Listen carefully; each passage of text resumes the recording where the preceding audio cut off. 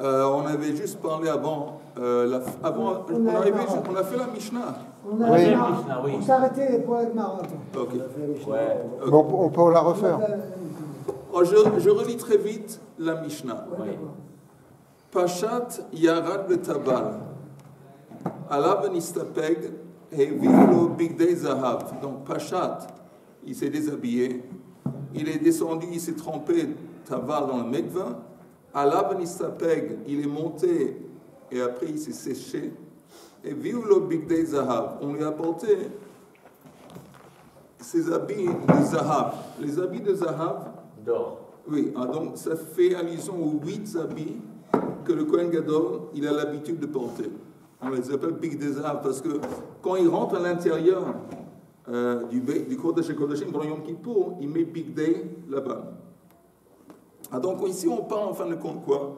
On parle du début, la première fois qu'il va au mikvah, le matin, le début. Et donc pourquoi il met Bigdei Zahav? Parce que la première chose qu'il va faire, c'est Korban Tamid Shel Shachar. Korban Tamid Shel Shachar, tout le service qui est lié au jour de l'année normaux, il met les habits normaux. Les actes, le service, la boda qui est lié à spécifiquement Yom Kippour, il rentre à l'intérieur, il met Bigdei Zahav. Donc encore une fois, on parle du début, il se met Bigdei Zahav, mais la vache fait Kidesh Yadav Vereglav. Alors ici c'est écrit, après qu'il s'est habillé, Kidesh Yadav Vereglav. Il s'est lavé les mains et les pieds. Alors prêtez attention que ce n'est pas écrit Kidesh Yadav Vereglav avant. Seulement après qu'il a mis, après qu'il est sorti du mikvah, il s'est habillé. Heviolo et tamid, on lui a apporté le tamid, keratso. Alors il a fait la shrita, disons à 2/3 ou 3/4. Ou merek acher shrita al yado. Et puis il y a un autre Kohen qui est venu compléter la shrita pour lui. On lui a dit pour lui faciliter, pour l'aider, qu'il va être en position de faire Kabbalat Adam. Parce que si c'était lui qui complétait la shrita, c'est déjà trop tard, le sang est en train de jaillir, il n'y a personne qui tient, et lui, il est censé de faire la Kabbalah. Donc il fait la shrita presque entièrement. Voilà. Et quelqu'un d'autre finit la shrita en attendant celui qui prend le bol et qui fait Kabbalah. Avec le même couteau, un couteau différent. Je ne sais pas, j'imagine que le même couteau. Kibel et Adam ou Zarako, il reçoit le sang, il le jette. Nirnas l'aktia, que Toret. Le couteau, normalement, il ne doit pas le lever. Non. Il est déjà dans la bête. Il ne doit pas le lever. Nirnas l'aktia que Toret. Ouais, il est rentré pour brûler l'encens, Shel Shachar. Pour préparer les bougies dans la menorah, et aussi pour placer sur l'autel, sur le misber, la tête et les membres du corps de l'offrande. Aussi chavitin, on avait dit, chavitin c'est le korban unique qui est apporté pour le Kohen Gadol, c'est le korban du Kohen Gadol, il est apporté chaque jour de l'année. C'est quoi, c'est la farine? Oui, c'est construit sa farine. Et il y a la moitié le matin, la moitié l'après-midi. Et on avait dit avant que ce n'est pas lui-même qui forçait de l'apporter. Il peut y avoir un autre Kohen qui l'apporte, qui l'offre pour lui. Et il apporte aussi le vin. Maintenant, que Torah Shel Shachar a été kriva ben dam leivarim. La Torah du matin, on brûlait l'encens le matin après qu'on avait jeté le sang et avant qu'on avait placé les membres de l'offrande sur le misber. Tandis que Shel Bein Ha'orbaim, Bein Eivarim et Nesachim, c'était après qu'on avait placé les membres de l'offrande sur le misber et avant qu'on avait jeté ou versé le vin. Il est aidé pour recueillir le sang, mais il est aidé aussi pour soulever les pièces importantes, les membres d'un animal. Pas tout, rien. Oui. Non, il devait être en forme, le type. Alors quand même, c'est pas rien. Oui. Non, mais quand il porte les membres d'animal, il y a quand même du sang, enfin, c'est pas propre. Alors, quel est le membre auquel il y a attaché le plus de sang? La tête. La tête. Parce que la tête, c'est où il y a tous les... Ouais. Et justement, on avait dit avant qu'il prenait la graisse, il y avait une graisse qu'il prenait, et ça, on offrait cette graisse on le plaçait en bas du cou pour recouvrir. Ça faisait plus esthétique. Mais son habit, il va être sale. Enfin, moi, quand il porte ça. Quelle façon d'habiller il est sale. Ben Arbaim, Ben Ayubim, Lenesachim. Im Aya Kohen Gadol Zaken ou Istanis, Mechamin lo Chamin. Si le Kohen Gadol en question, il était vieux, ou Istanis, il était délicat, alors là, on lui chauffait de l'eau et on mettait l'eau dans le mikveh pour que ça ne va pas être trop froid. Vematilin tochatsonen, on mettait ça dans l'eau froide, que des chetafig tsinatan, pour que l'eau froide se réchaudisse un petit peu. Tu dis à l'eau. Ok, Gemara. Amrua Rabbanana Kamei de Rav Papa. Ha de Loke Rabbi Meir. Notre Mishnah est contre apparemment l'opinion de Rabbi Meir. De Rabbi Meir, parce que si c'était selon l'avis de Rabbi Meir, Kevan de Amar Trei Kiddushay, Rabbi Meir, lui, il dit qu'il faut, à chaque fois qu'il va au mikveh, le Kohen Gadol va au mikveh chaque fois qu'il change d'habit. Et lui, Rabbi Meir, il dit qu'il y a une obligation de se laver les mains et les pieds, apparemment une fois avant, une fois après. On va voir. Ah non, on va expliquer. Très qui douche à levisha avid. Rabbi Meir dit, vous entendez, que les deux fois qu'il se lave les mains et les pieds sont liés à l'acte de s'habiller. Ça veut dire, quand la première fois qu'il se lave les mains et les pieds, c'est pas parce que ça accompagne l'acte de se déshabiller. C'est une préparation pour s'habiller, pour l'acte plus tard quand il va s'habiller quand il sort du mikveh. Et il fait une deuxième fois. La deuxième fois qu'il se lave les mains et les pieds, aussi, ça accompagne l'acte de s'habiller. Donc, vous entendez, dans notre Mishnah, on avait vu qu'il se lave les mains et les pieds, Kidesh, c'est écrit Kidesh, Yada Veraglav, seulement une fois. Quand? Après qu'il est sorti du mikveh et après qu'il s'est habillé. Pourquoi est-ce qu'il ne sait pas? Pourquoi il n'y a pas une deuxième fois? Nous, on avait dit à chaque fois qu'il se trempe dans le mikveh, c'est accompagné à deux reprises, il se lave les mains et les pieds. Pourquoi ici une fois? Parce que comme c'est le début du service, quand ici il s'est déshabillé, il a enlevé ses big day chol. Enlever ses big day chol, c'est pas un truc qui nécessite kiddush yadayim v'raglayim, se laver les mains et les pieds. Kiddush yadayim v'raglayim, c'est seulement. Se lave les mains et les pieds puisqu'il va dans le mikveh. Oui, mais c'est plutôt, encore une fois, c'est pas le fait d'aller au mikveh, c'est la transition d'un habit à l'autre. Alors, quand au début de la journée, les habits, quand il fait la transition entre big day hall, ses jeans et son t-shirt qu'il porte pendant la semaine, ça ne nécessite pas de faire un kiddush yadayim v'raglayim. Okay? Maintenant, la Gemara dit, mais selon Rabbi Meir, qui dit, Bokotov,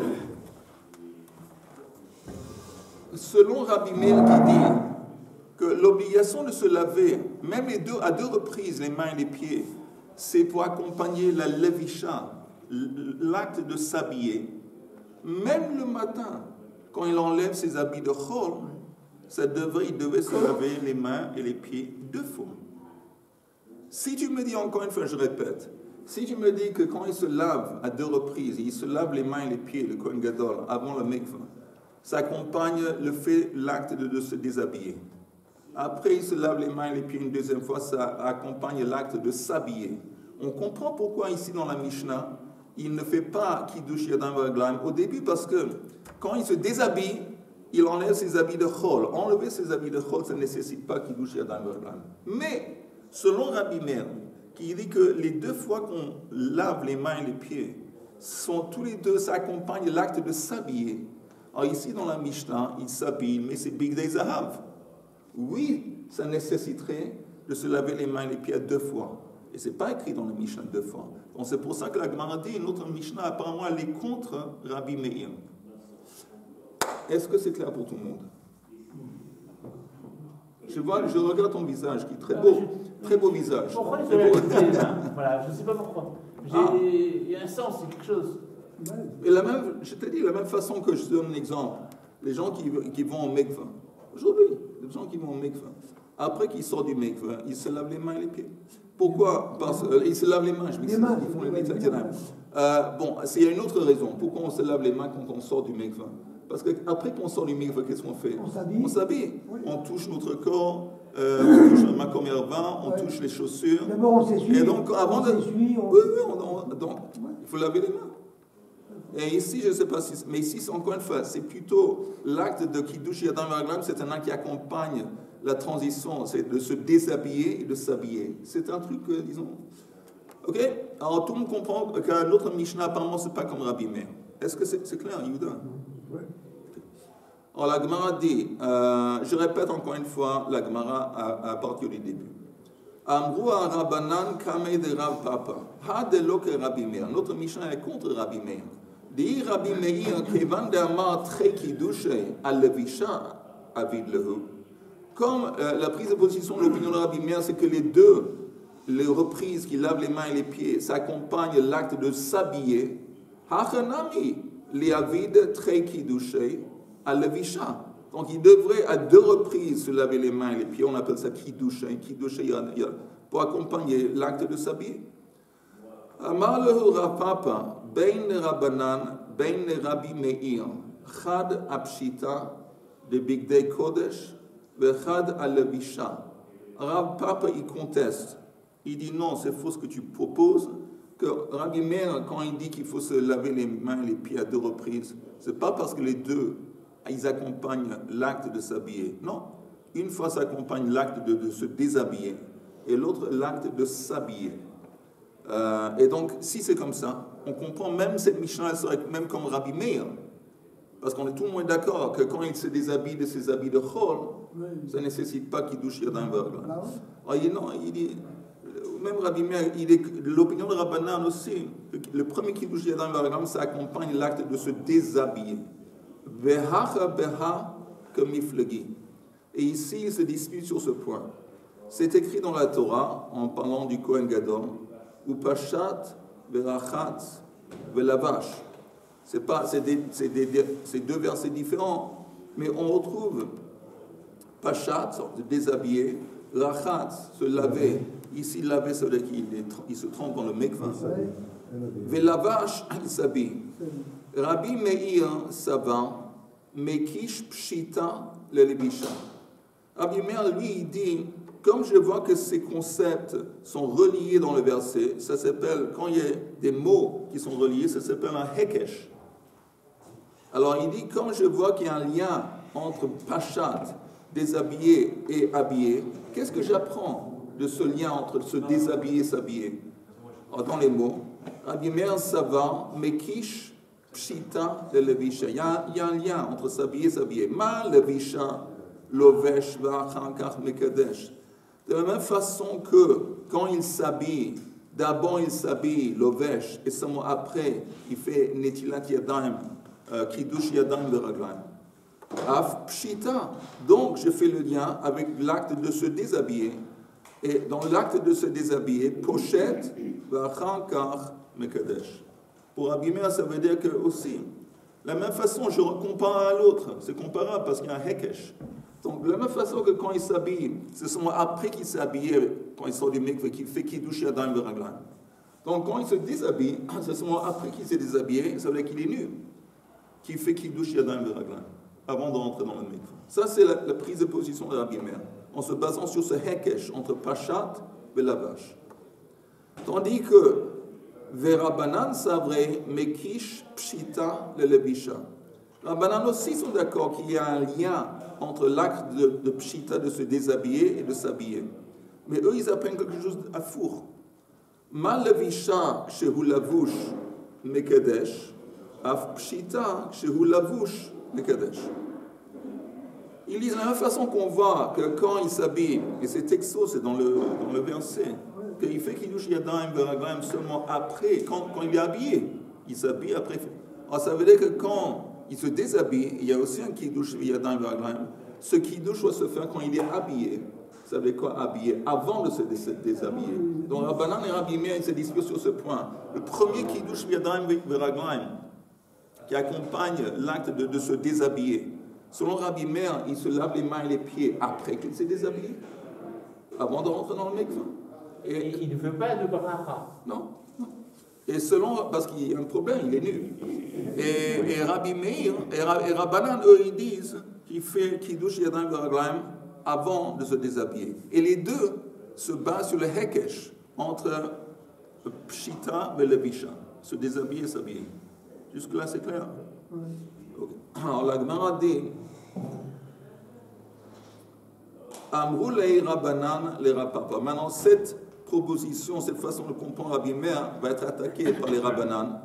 C'est Rav Papa qui a proposé ça. Maintenant, il a Umi Matsit Amrat Hari. Comment peux-tu proposer une telle proposition? Comment tu peux interpréter Rabbi Meir de cette façon? Veha Tanya. Et pourtant, on a une braïta qui dit explicitement la chose suivante. Parsu Sadin Shel Butz Beino Leveinaam. Et on parle de quoi ici? On parle le début. C'est le début de la matinée de Yom Kippour.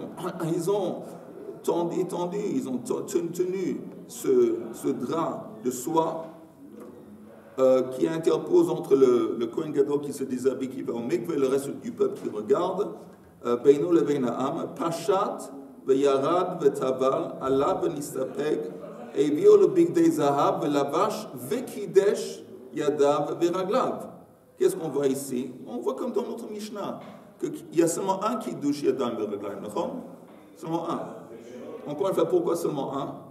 Parce que il est venu avec des habits de chol. Voilà.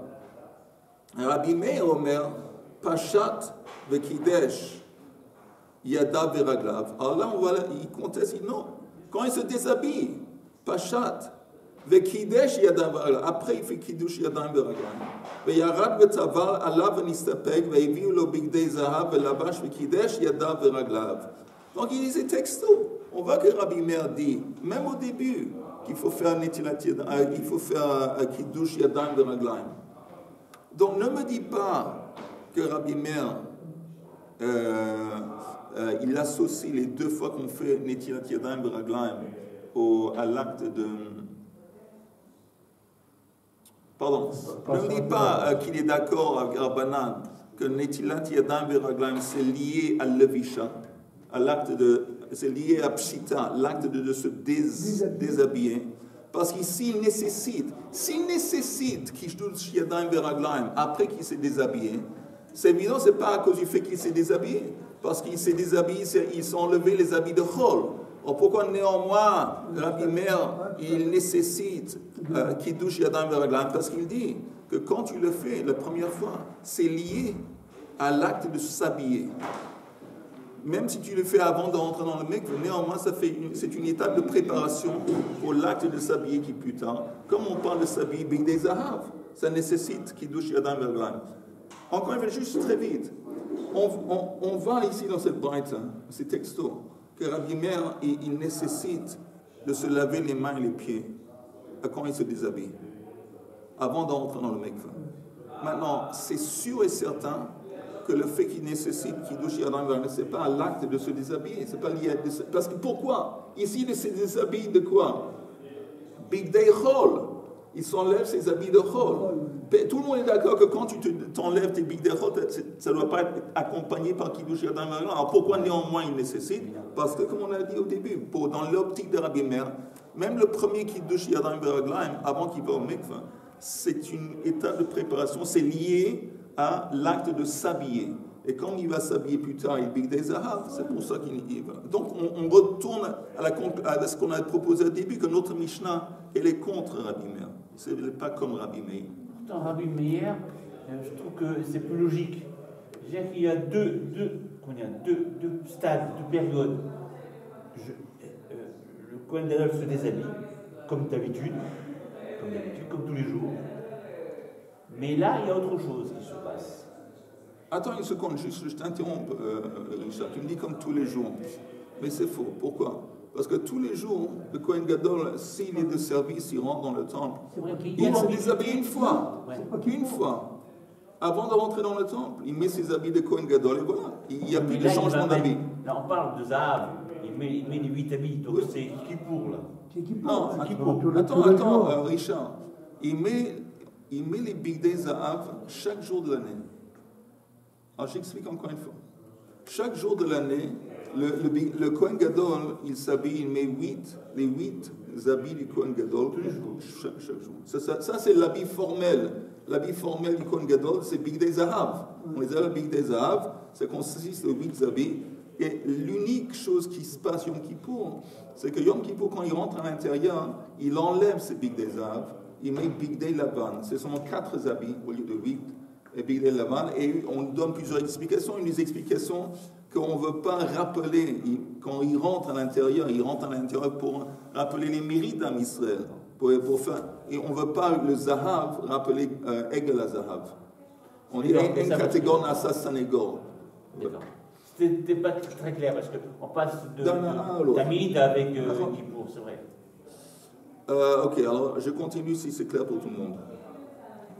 Alors la Gemara dit, après que tu as apporté cette braïta, Amar lehu Tanya, je suis à la dernière ligne en bas de la page. Bon, Tanya, si ça a été enseigné pour une braïta, c'est comme ça, je ne peux pas contester. C'est Rapapa qui répond. Non, si c'est écrit comme ça dans une braïta, je suis d'accord. Maintenant, la Gemara dit, Bishlam le Rabbi Meir, Aïnou de Mashkachla, ça marche selon Rabbi Meir, parce que quoi?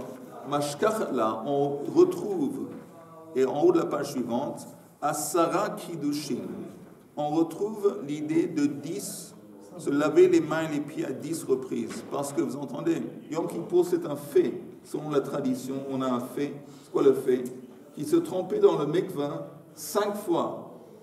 Yom Kippour, et il se lavait les mains et les pieds 10 fois. Tout le monde est d'accord. C'est un fait. On dit, selon Rabbi Meir, je comprends. Pourquoi je comprends?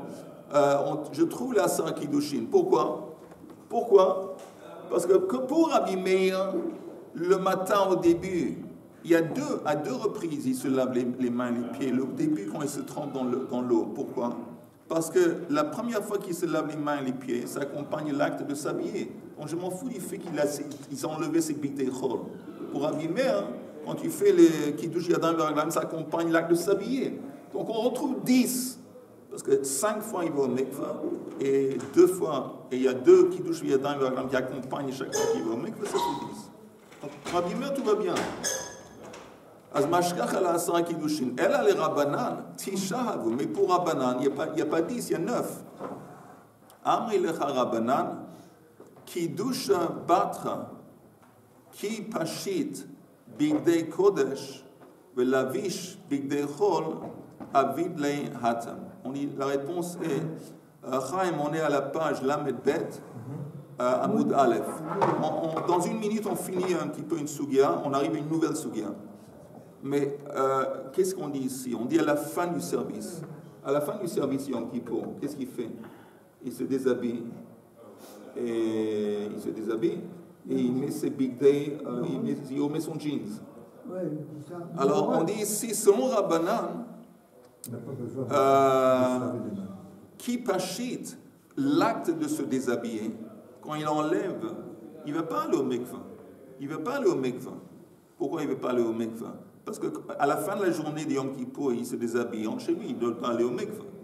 Mais néanmoins, comme il a fait quelque chose d'important, il a fait l'acte de se déshabiller, d'enlever ses habits de Kodesh, son Rabbanan. Chaque fois que tu te déshabilles, il y a un Kiddush Yadayim v'Raglayim. Donc, le 10e Kiddush Yadayim v'Raglayim, ça va venir à la fin de la journée quand il se déshabille, il enlève ses bigdei Zahav. Alors là, il y a selon Rabbanan le 10e Kiddush Yadayim v'Raglayim. Qui pachit, deuxième ligne, quand il enlève bigdei Kodesh, Velavish bigdei chol, il vient mettre son jeans. Alors là, avid lei hatam, il va faire le Kiddush Yadayim v'Raglayim là-bas. Ok, ça c'est la fin de cette sugia. Et si c'est clair pour tout le monde, à part Chaim, parce qu'il n'était pas là, mais si c'est clair pour tout le monde, on continue. Ok, Tanu Rabbanan. Maintenant, ça vaut la peine, avant de commencer, ça vaut la peine de prendre. On a des Chumashim de Vayikra. Ah oui, oui. Non, il n'y a que 4, il n'y a pas 5 ici.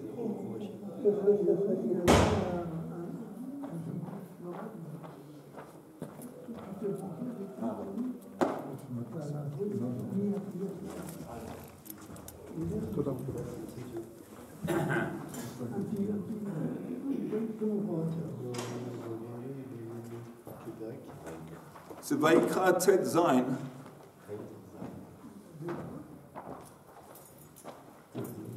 Tet Zain, regardez le Tet Zain, le verset Chaf Gimel. Quelle page?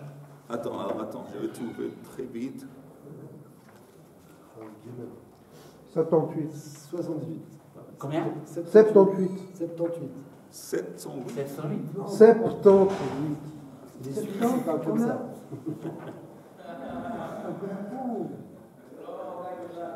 C'est la page 78. Voilà. Pourquoi ils n'ont pas parlé proprement? Ils s'en foutent, ces Gaulois.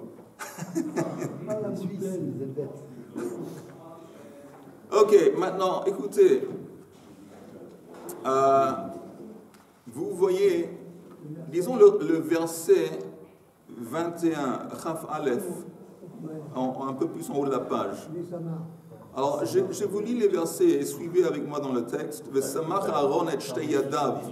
Tu l'as ou pas? Vous y êtes? 78. Chaim, tu arrives ou pas? Pas si Non, c'est comme tu veux, c'est pour toi. Non, parce qu'il n'est pas du bien. Ah. Alors, Echila, c'est pas si 78. On est à la page 78. 78, 70. Ouais, et je lis le verset en haut, Chaf Aleph. 78. Ah, ouais. C'est pas possible, ça. 7-8. C'est l'âge, c'est l'âge. 78, oui. Ok, à partir de Chaf Aleph. Ça marche. ושמח אהרון את שתי ידיו על ראש השעיר החי והתוודע עליו את כל עוונות בני ישראל ואת כל פשעיהם לכל חטאותם ונתן אותם על ראש השעיר ושילח ביד איש איתי המדברה. On parle du fait qu'il a posé sur la tête du bouc émissaire Seir le Azazel tous les péchés à Israël, on l'a jeté dans le désert, il est allé dans le désert. ונשא השעיר עליו את כל עוונותם אל ארץ גזירה ושילח את השעיר במדבר. Uva Aaron el Ohel Moed, et c'est écrit après qu'il est entré, après qu'on a envoyé le cire, c'est écrit dans le Torah, Uva Aaron el Ohel Moed, ve Pashat et Bigdei Abad, Asher Lavash, bevo el Hakodesh v'inicham sham. Il est rentré à l'intérieur, et puis c'est écrit qu'il a enlevé les habits blancs. Bigdei Abad, c'est les habits blancs qu'il avait portés quand il est entré à l'intérieur. Après c'est écrit Verachat et Besarut Bamaim. Il est allé au Mikvah, B'makom Kadosh, dans un endroit Kadosh, la vache. Pourquoi c'est écrit B'makom Kadosh? Parce que on avait vu avant qu'il y avait deux Mikvah. Et en fin de compte, il y en a trois. Mais pour le Kohen Gadol, il y avait deux Mikvah. Un qui était à l'intérieur de la surface du temple, un à l'extérieur. Donc ici, quand il va au Mikvah, B'makom Kadosh, il va au Mikvah, B'Beit Parva, sur le toit, à l'intérieur de la surface du temple, la vache et begadav, il met ses bigdei zahav, yatsa v'asad olato v'tolata'am, v'chiper ba'ado ba'da'am. Et maintenant il va faire, qu'est-ce qu'il va faire? Il va faire son ola, c'est deux aïl, il me semble. Pour lui et pour le... Ah non, c'est ola, c'est pas un aïl, il fait deux olot, un pour lui et un pour le peuple. Je continue, v'etchele v'chatat yaktir mizbecha. Il place la graisse sur le misbech, on dit que celui qui auparavant allait accompagner le bouc, il va aussi aller au mikvah, il va aussi laver ses habits dans le mikvah. Seulement après il peut entrer dans le machane. Maintenant,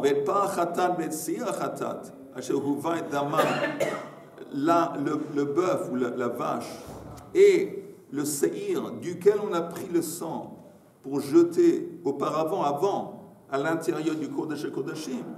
Alors la Torah nous dit que ces deux animaux maintenant, je répète, oui, pas c'était pour expier pour les fautes des Kohanim, de lui et l'autre c'est Sir Khatat, c'est pour le peuple.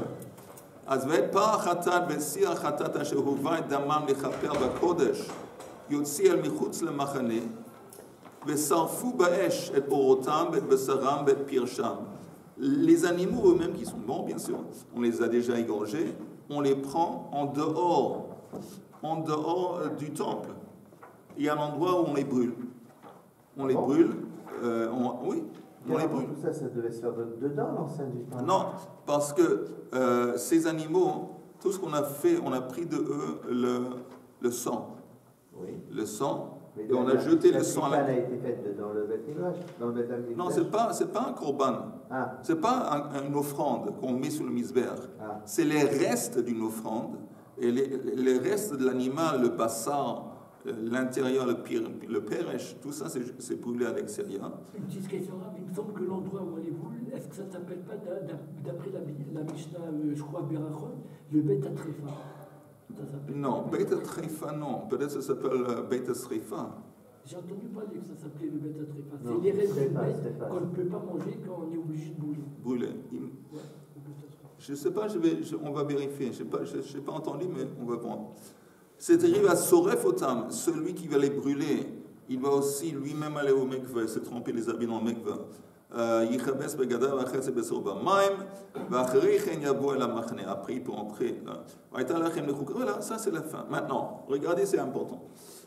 On a vu ce qu'on a vu. Alors, selon ce qu'on a vu, je répète, Richard, tu fais partie des nôtres. Je Ap- suis.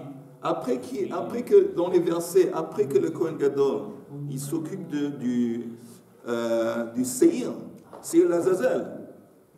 C'est après qu'il est entré à l'intérieur, il a pris le sang de l'autre Seir, il a jeté le sang de l'autre Seir, le pain, tout ça, il est habillé dans quoi quand il fait tout ça?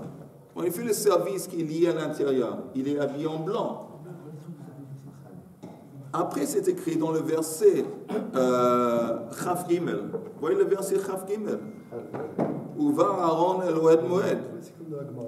Alors, quand il rentre en Oed Moed, il est, encore une fois, en quels habits? Il est toujours en blanc. Ok? Après, c'est écrit, il enlève ses habits, et il sort, et puis il va maintenant faire des choses qui sont sur le Misber et Gadol. Ok? Maintenant, regardez le Rashi dans le Chumash. C'est marqué, pourquoi il est marqué Verachat, c'est Bessaro, Bamaïm, Bamakot, Kadosh, et pourquoi il n'a pas marqué Tabal?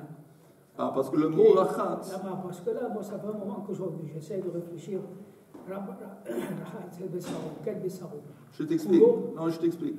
Le terme que la Torah utilise Ouais. pour se tremper dans le mikveh, c'est Rachatz Bessaro. Se laver le corps. Son corps. Tabal, Non, ici, quand la Torah, elle dit pas tabal, elle dit Rachatz Bessaro. Chaque fois que c'est écrit Rachatz Bessaro, ça veut dire que vous tabal le mikveh. Ça, c'est ce que ça veut dire. Il sait pas, parce que le Rachatz, pour nous, c'est se laver. Il ne se lave pas. Quel Bessaro? Son corps, el Bessaro, c'est tout sa chair. Donc il rentre au mikvé. Il rentre au mikveh. Maintenant, regardez le Rashi, si vous voulez bien. Le Rashi qui dit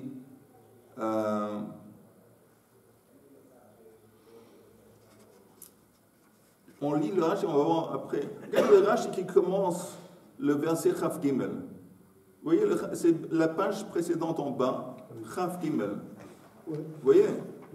On avait dit que le verset Chaf Gimel dans la Torah, c'est écrit Uva Aaron Elohel Moed. Alors, je lis le Rashi avec vous. Uva Aaron Elohel Moed. Amrou, vous y êtes, tout le monde suit. Amrou Aboteinu, She'ein ze mekom shel mikra ze. Nos sages nous ont dit que ce verset Chaf Gimel n'est pas à sa place. Il n'est pas à sa place. Disons, il y a un ordre chronologique des actes qui se déroulaient dans le temple. Le verset Chaf Gimel n'est pas à sa place, selon les sages. Rashi cite. Venatnu tam d'Ibrahim. Et ils ont expliqué, V'masechet Yoma, Amrou, Kol parasha kula ne'emra ala seda, que toute cette paracha de Yom Kippur, elle a été enseignée dans l'ordre chronologique.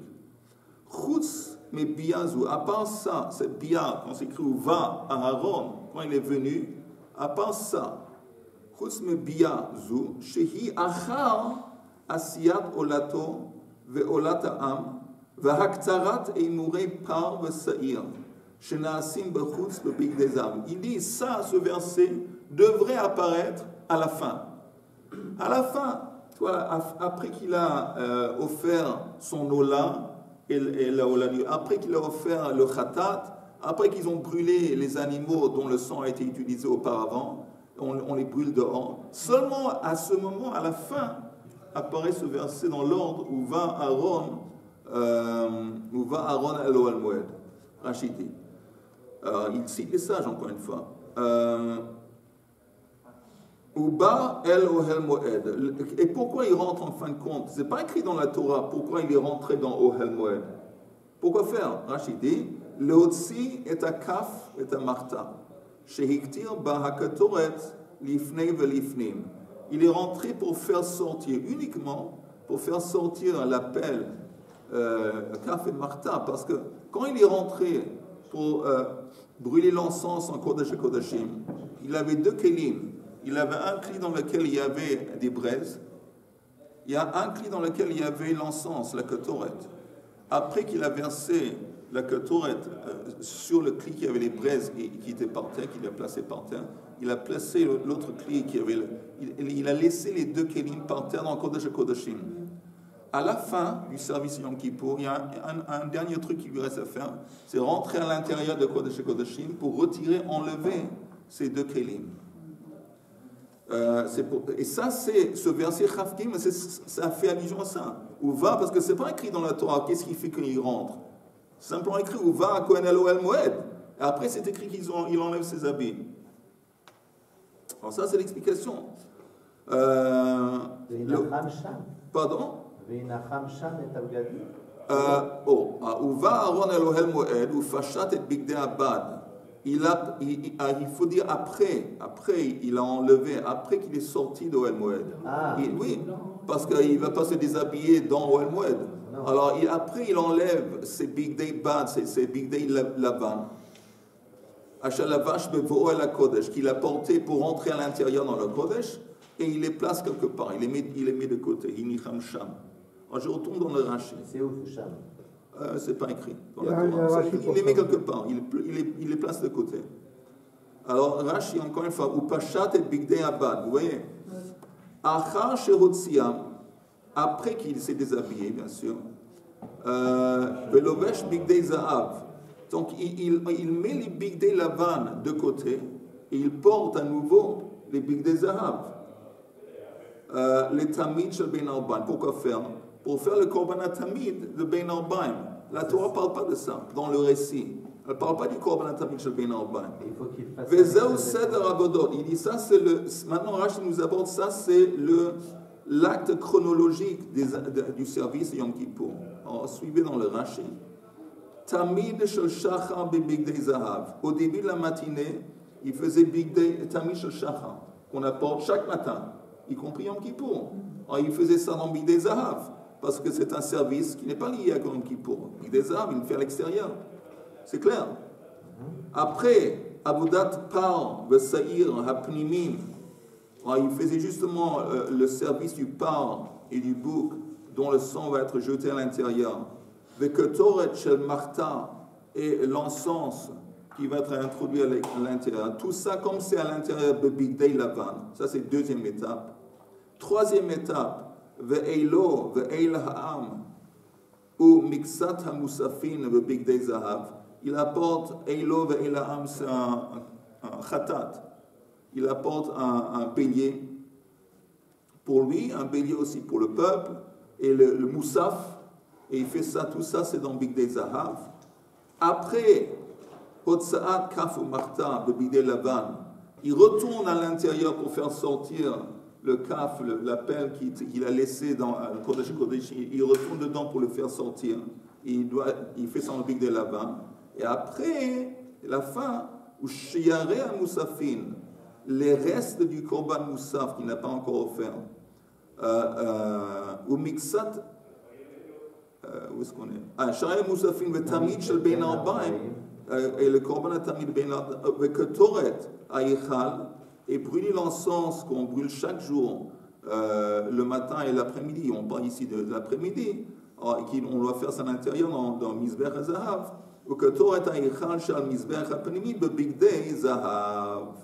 tout ça, c'est le Kohen Gadol qui faisait ça. Alors oui, et Rachid dit encore une fois, ça c'est comme ça tu dois lire l'ordre des Mikraot. Seder Mikraot, des versets, le fils Seder Avodot, Kahu, D'abord, Veshilach et Asayir Bamidbar. Ici, on parle de ce qu'on vient de lire nous auparavant. D'abord, c'était on a envoyé, c'est pas d'abord au début de la matinée, mais dans les versets qu'on vient de voir maintenant en haut. Il a envoyé le bouc émissaire. Après, il s'est lavé. Après, il a fait son ola ta'am. Après, il a mis le chelev du khatat et du moussaf. Jusqu'à Achreichen. Regardez le verset. Regardez le verset.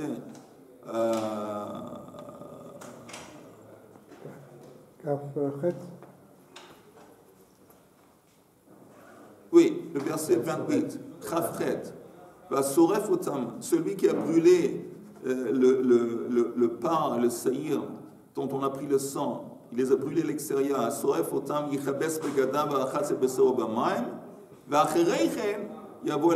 Après, celui qui les a brûlés, après qu'il est allé au mikveh, il a aussi trempé, il peut rentrer. Et Rashi nous dit, et même maintenant, où il y a avant le Chaftet, on doit introduire le verset Chaf Gimel. Le verset Chaf Gimel, il est censé dans l'ordre de suivre le verset 28. Je répète, le verset 23, dans l'ordre des versets, il devrait apparaître après 28. Pourquoi, si c'est comme ça, il n'apparaît pas dans l'ordre? Peut-être on va en parler plus tard. En attendant, ça c'est un truc important que je voulais que vous alliez voir dans les versets, dans le Rashi. Et maintenant, ça c'est le sujet de la Gemara qu'on va voir. On peut au moins commencer peut-être deux, trois lignes de Gemara. Bon, oui. Moi, je voulais comprendre pourquoi on fait ce Korbanot Tamid dehors, en dehors du temple. Non. Ah, celui-là, c'est à l'intérieur. Non, il n'y a pas une offrande qu'on peut faire en dehors du temple. Toutes les offrandes sont faites. Pourquoi tout à l'heure tu as dit? Non, je répète. Le par et le saïr chez Yom Kippour, le par du Kohen Gadol, il fait une shrita, oui. Il y a un élément de ce pain qui est mis sur le misver, la graisse ou quelque chose, et on prend le sang du pain. On prend aussi le sang, il y a deux boucs. Un bouc qu'on l'envoie de Bamidbar, oui. Et un autre bouc, un autre séir, on va l'ishrot autour de la chaîne. On va prendre le sang. Maintenant, après qu'on a pris le sang du séir et du pain, et il les a aspergés à l'intérieur d'un Kodesh Kodashim, il les a aspergés une deuxième fois à l'extérieur de Kodesh Kodashim en face du rideau de la parochet. Et une troisième fois, il a aspergé le sang sur le Mizbeach Hazav. Après qu'il a fait tout ça, qu'est-ce qu'on fait avec les deux bêtes? Les deux bêtes, le par et le séir. Alors la Torah nous dit, tu prends ces animaux, qui sont morts bien sûr, et tu les fais sortir du temple. Il y a un endroit où on brûle les animaux qui sont pas saouls. Et les restes des offrandes, tu les mets là-bas et tu les brûles. Ce n'est pas le Kohen Gadol qui les brûlait, un autre Kohen qui faisait ça, il les brûlait. Et après, pour rentrer encore une fois à l'intérieur, lui-même, il doit aller au mikveh, il doit tremper ses habits, après il doit... Mais ce qu'on a appris aujourd'hui, et c'est important de ne pas oublier, de juste comprendre, que le verset 23, Chaf Gimel, il est censé apparaître dans l'ordre après le verset, à la fin de Yom Kippour, à la fin. Qu'est-ce qui se passe à la fin? Où va Aaron el Oel Moed, encore une dernière fois, il rentre à l'intérieur pour enlever la pelle. Il s'habille spécialement pour mettre ses habits blancs, uniquement pour rentrer, faire sortir. C'est comme si la Torah nous disait, entre parenthèses, c'est important de ne pas laisser les odeurs de l'intérieur. Oui, entre autres, on voit un peu de moussard. À quel point c'est important. Il y a un acte spécial qu'il va faire simplement. Il aurait pu, quand il a fini de brûler l'encens, il aurait pu rentrer chez lui. Quand il sort, il prend la pelle. Oui, mais on accorde un acte, une étape en soi-même à l'acte de faire sortir la pelle et de ne pas laisser ça. C'est comme, entre autres, l'importance de ne pas... Tu as fait quelque chose, de ne pas laisser des détritus ou des ordures. Entre autres, c'est pas... Maintenant, le cire et la Azazel, on l'a porté sur la table, on le jetait vivant. On le jetait vivant. Mais il était à peine, il commençait à tomber, il se brisait le cou, il était... Et le deuxième, on faisait Ashkita dans le Beit Hamikdash. Dans le Beit Hamikdash, et on prenait son sang, Et on le jetait, encore une fois, dans le Kodesh HaKodashim. On le jetait en dehors, en face de la parochet. Et elle finissait de brûler à l'extérieur. Ouais, Et une fois que... Ça, c'est la fin du Korban. On a pris un petit peu du sirop du pain, on a mis un petit peu de le chaylev, quelque chose sur le misber. Oui. On a pris leur sang qui a été introduit à l'intérieur. Et on les Après, qu'est-ce qui se passe avec les animaux animaux eux-mêmes qui restent de l'offrande? Oui. On les brûlait à l'extérieur. סליחה, שלמה, רבי חנן בן הקשר, שלמה.